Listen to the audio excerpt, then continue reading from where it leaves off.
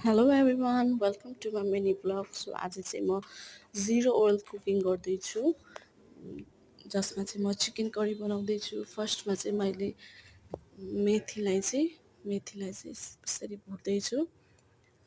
मेथीलाई भुट्दै जाने हल्का brown brown हुन्छ अनि चाहिँ यसरी पड्किन्छ कि भिडियोमा देखे जस्तै नै पड्किन्छ। अनि त्यसपछि प्याज हालेर अनि भुट्ने अनि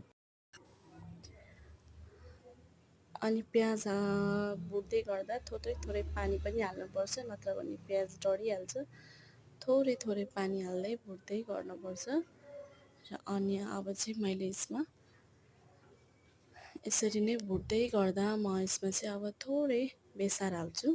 बेसार हालेर एकछिन चलाउने अनि थोरै पानी हाल्ने अझै, किनभने पानी नहालिकन त यो डढिहाल्छ नि त। त्यही भएर चाहिँ थोरै थोरै पानी हाल्दै पकाउँदै गर्नुपर्छ। र मैले यसमा चाहिँ अदुवा र लसुनको पेस्ट पनि राखिसकेँ। यसरी नै अब थोरै थोरै पानी हाल्दै पकाउँदै गर्नुपर्छ, जसले चाहिँ हाम्रो मसलाहरू डढ्न पाउँदैन।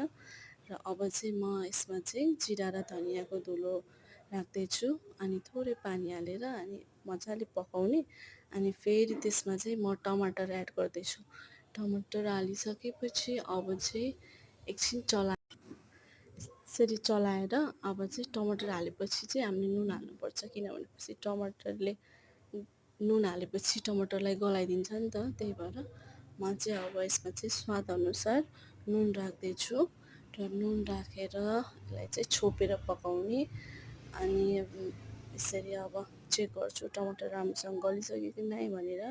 सो यो चाहिँ अझै हल्का अलिक पकाएर हल्का ग्रेभी बनाउने हो नि त, त्यही भएर थोरै पानी राखेर यसमा चाहिँ अझै थोरै पानी राखेर चाहिँ म एकछिन छोपेर पकाउँछु। अनि यो टमाटर चाहिँ मजाले पाक्छ।